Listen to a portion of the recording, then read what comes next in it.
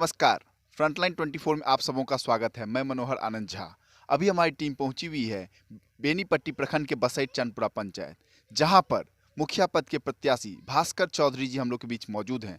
भास्कर चौधरी जी युवा हैं और बहुत कम उम्र में इन्होंने मुखिया पद के लिए अपना नॉमिनेशन कराया है और लोगों के बीच जा रहे हैं, लोगों से वोट मांग रहे हैं। आइए इनसे करते हैं चुनावी चर्चा। सर्वप्रथम आपका फ्रंटलाइन 24 में स्वागत है। बहुत बहुत धन्यवाद एवं आपकी पूरी टीम को धन्यवाद जो अपने चैनल के माध्यम से मुझे बोलने का मौका दिया और अपने विचार को समाज के बीच में रखने के लिए आपको बहुत बहुत धन्यवाद। आप मुखिया पद के प्रत्याशी होने जा रहे हैं। आप युवा हैं। क्या सोच आपके मन में आया, क्या विचार आपके मन में आया जो आपने मुखिया पद का चुनाव किया और इसके लिए अपना नॉमिनेशन कराया?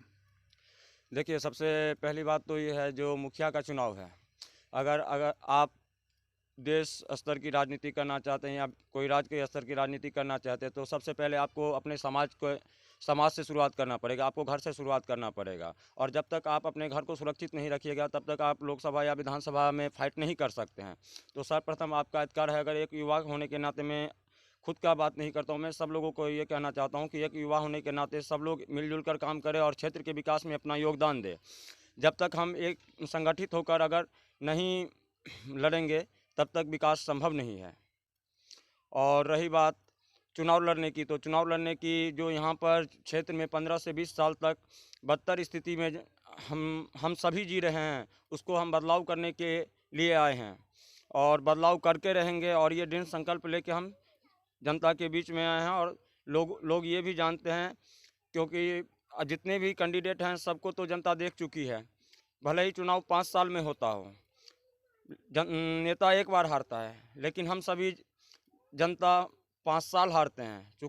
सरकार की बहुत सारी योजनाएं जैसे हर घर नल योजना, आवास योजना, वृद्धावस्था पेंशन योजना, मनरेगा, इन सबों की क्या स्थिति है आपके पंचायत? देखिए, नल जल की योजना तो मोटा मोटी ठीक ठाक चल रही है, क्योंकि इंदिरा आवास हो उसमें हमको ऐसा नहीं लगता है जो मुखिया जी के द्वारा निवर्तमान मुखिया जो हैं, जो सबको इंदिरा आवास की सुविधा मिली हो, क्योंकि ये वो खुद से अब नहीं करते हैं, वो तो सरकार के द्वारा है। अगर 7 निश्चय योजना अगर आती है पंचायत में, तो पंचायत में अगर आती है तो वो सबके लिए है।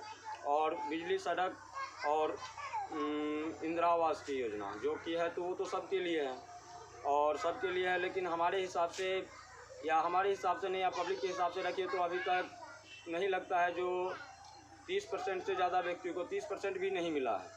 तो हम कहाँ से मान लें जो इंदिरा आवास की योजना सफल हुई है। और रही बात सड़क की, तो गांव में आप सर्वे कर सकते हैं, जो गांव में बहुत सारे ऐसे जगह हैं जहां पर सड़क की सुविधा नहीं है, जो कि कमर भर पानी तक झेल कर वो अपना घर तक पहुंचते हैं और बड़ी दुविधा में वो अपना जीवन व्यतीत करते हैं। बरसात की पानी में तो बरसात की पानी से आप ये समझ सकते हैं कि जो बाढ़ की जैसी स्थिति रहती है। आप मतलब ये आपका चांदपुरा गांव हो गया, आप बसैठ पंचायत के बसैठ गांव में 11, 12, 13, 14 नंबर वार्ड में आप जब जाइएगा या सर्वे करिएगा तो आप बरसात के टाइम में अगर आइए तो आपको 3 महीने तक आपको वहाँ पर रहने के लिए वहाँ आप जा नहीं सकते हैं, ग्राउंड रिपोर्टिंग आप नहीं कर सकते हैं, ऐसी बदतर स्थिति रहती है। और चूँकि ये बदतर स्थिति रहती क्यों है, ये बदतर स्थिति क्यों रहती है, अगर हम सब मिलकर उस पर काम करेंगे। अभी 9 कैंडिडेट हैं आप मुझे लगाकर, तो क्या अगर वो 9 कैंडिडेट अगर अपने समर्थकों के साथ अगर सीओ वीडियो से अगर मिलते हैं तो क्या उस पर निदान नहीं हो सकता है? क्यों नहीं हो सकता है? अभी मेरा एक ही उद्देश्य है, मैं व्यक्ति विशेष का विरोध नहीं करता हूँ, मुझे मुद्दा का विरोध है। मैं मुद्दा आपका काम से मैं संतुष्ट नहीं हूँ, इसीलिए मैं चुनाव लड़ रहा हूँ। मेरा एक ही कहना है, जो आपका काम से संतुष्ट नहीं, इसलिए मैं चुनाव लड़ रहा हूँ। और जब तक आप काम करके अच्छा करिए, हम तारीफ जरूर करेंगे, लेकिन काम कीजिए। हवा हवाई देने से धरातल पर काम नहीं होती है, ठीक है। और रही बात, बहुत सारे ऐसे योजना है जो सरकार के द्वारा या सरकार के द्वारा तो आती है पंचायत में, लेकिन उनके जो मालिक होते हैं, मालिक यानी कि मुखिया, जो कि मुखिया के द्वारा अभी तक काम मुझे नहीं लगता है जो 20% भी हो पाया है। तो आप कैसे मान लेते हैं, जो अभी तो यहाँ के पब्लिक सरकार को दोष देंगे, जो सच्चाई है। लेकिन सरकार क्या कर सकती है? सरकार तो अपने पंचायत में एक गार्जियन रूपी मुखिया को नियुक्त कर चुकी है, लेकिन जब तक मुखिया काम नहीं करेगा तब तक घर घर योजना कैसे पहुंचेगी? जैसे आप मान लीजिए जिसको इंदिरा आवास मिलना चाहिए उनको इंदिरा आवास नहीं मिल पाती है, जिनको सरकारी सुविधा चाहिए उनको सरकारी सुविधा नहीं मिल पा रही है। और बहुत सारे ऐसे योजना हैं जो कि हम आपको शब्द में बता नहीं सकते, उसका लिस्ट एक तैयार करना पड़ेगा। और यहाँ पर मतलब पीएससी है जो कि पूर्ण रूपेण चालू नहीं है। कभी कभार डॉक्टर साहब आते हैं, नहीं आते हैं, मनमौजी करते हैं। स्कूल है ना, स्कूल को कोई देखने वाला है, बच्चा लोग जाता है ना, ढंग से पढ़ाई हो पाती है ना कुछ हो पाता है। स्कूल मतलब जर्जर व्यवस्था में पड़ा हुआ है। आप युवा हैं, आपको अगर यहाँ की जनता आशीर्वाद देती है तो आप युवाओं और महिलाओं के लिए क्या कार्य योजना है आपके पास? देखिए, सबसे पहले तो युवाओं के लिए तो सबसे सर्वप्रथम है शिक्षा। शिक्षा से ही कुछ हासिल कर सकते हैं हम सभी, आप ही या हम या और कोई हो। सबसे पहले तो शिक्षा है। शिक्षा के लिए बहुत सारे मुहिम चलाना होगा, और जो कि मुहिम हर एक, हमको अब ये नहीं लगता है, सरकार की भी तरफ से शिक्षा के लिए बहुत सारी ऐसी योजना आती है, लेकिन वो धरातल पर काम नहीं हो पाता है। और युवाओं के लिए तो सर्वप्रथम है जो हमारे बसैठ पंचायत में दो सबसे अच्छे ग्राउंड हैं, जो कि दूर दराज से यहाँ पर खिलाड़ी आते हैं और टूर्नामेंट, बहुत सारे खेलों का आयोजन किया जाता है। क्योंकि वो आपको मरना अवस्था में पड़ा हुआ है, तो उसको देखने वाला किसका दायित्व बनता है, ये तो हम सभी लोग जानते हैं। जो अगर मुखिया उस पर कुछ इसी टाइम में आपको हम 6 महीने पहले की बात बताते हैं। 12 लाख का फंड आया था, 11 लाख का फंड आया था, जो कि 2 लाख का मिट्टी उस पर डाल दिए और काम पूरा हो गया। अब एक बात बताइए, जब 11 लाख का अगर खाना ही था तो 3 लाख रुपया आप खाते, कम से कम 8 लाख का तो आप काम करते ना। वो एक मंच है जो वहाँ पर बैठकर भाषण देने के लिए या कमेंट्री करने के लिए है, ना वहाँ एक घर है जो खिलाड़ी के लिए कुछ हो, या जो ग्रामीण क्रिकेट खेलते हैं उनके लिए भी समुचित व्यवस्था हो। ऐसी हमको कुछ नहीं लगता है। और रही बात तो शिक्षा की भी स्थिति बहुत बदतर स्थिति चल रही है, और हमको नहीं लगता है जो ये सुधरने वाला है। हाँ, अगर जनता हमको मौका देती है तो ज़रूर हम इसमें बदलाव करेंगे, और बदलाव के साथ साथ ऐसा मुकाम पे पहुंचाएंगे आने वाले साल 2 साल के अंदर जो जनता को भी लगेगी हाँ अच्छे जनप्रतिनिधि को चुने हैं।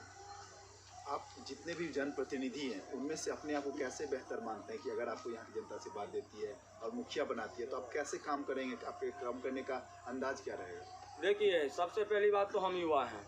डेफिनेटली ये है कि जो हम कुछ अलग उनसे सोचेंगे, और जो धरातल पर रहता है वही धरातल की कमी और नाकमी समझ पाता है। हवाई देने से तो कुछ नहीं होता है। तो अगर हम सर्वप्रथम उनसे अच्छा अपना आपको इसलिए मानते हैं कि हम युवा हैं, और युवा होने के नाते हम सुख दुख में सब कुछ देखते हैं। और रही बात क्रिकेट की हो या शिक्षा की हो, तो हम इसी बीच में गुजर रहे हैं, और जो जिस बीच से गुजरता है वहाँ की कमी या नाकमी ज़रूर समझ पाता है। तो ज़रूर हम ये समझते हैं जो उनसे बेहतर हम काम करेंगे और करके दिखाएंगे, ये पूर्ण विश्वास है। और अंत में आप अपने मतदाता मालिकों से क्या अपील करेंगे जिससे कि वो आपको वोट करें और आपका चुनाव चुनें? देखिए, मतदाता मालिक से मैं ये अपील करना चाहता हूँ, जो आप तो 15 सालों तक देख ही चुके हैं जो क्या स्थिति है, सब लोगों को देख ही चुके हैं, समस्त जनता जनार्दन। उन लोगों से एक अपील है जो युवा को एक बार मौका दे, और ये 5 साल का सिलसिला यूँ ही चलता रहेगा। लेकिन 15 साल से अगर आप सबको देख चुके हैं, फिर भी ये बदतर स्थिति क्यों है आखिर? अगर ये बदतर स्थिति है तो आप उन लोगों को क्यों बार बार मौका दे देते हैं? जो ऐसा समाज को फिर वही लोग 5 साल राज करेंगे। 15 साल को अगर रोकना है तो आप युवा को मौका दीजिए, और काम करने वाला युवा को दीजिए, जो कि हम अपने आप को उसमें पूर्ण रूपेण मानते हैं, और हम काम करके दिखाएंगे। देखिए, चुनाव में तो जनता सबको अपना अपना अधिकार है मत गिराने का, ठीक है, लेकिन नेता एक बार हारता है, लेकिन जनता, हम सभी लोग 5 साल हार रहे हैं, 5 साल तक हारते हैं, और जनता 15 सालों से हार रही है। तो ये थे भास्कर कुमार चौधरी जी, जो कि बहुत ही युवा हैं, 22-23 साल की उम्र में इन्होंने मुखिया पद का चुनाव किया है, और इन्हें विश्वास है कि यहाँ के युवा, यहाँ के जनता इनको सपोर्ट कर रहे हैं, और इनको ज़्यादा से ज़्यादा मत प्राप्त हो रहा है। ये युवा हैं, ये चाहते हैं कि अगर ये मुखिया यहाँ के बनते हैं बसैठ का, तो बसैठ में जो भी सरकार की योजनाएं हैं, राज्य सरकार की योजनाएं हो चाहे केंद्र सरकार की योजनाएं हो, सभी को ये धरातल पर उतारने का काम करेंगे। इनके अंदर जोश खरोश है, पढ़े लिखे हैं, और ये सबके दुख सुख में खड़े रहते हैं।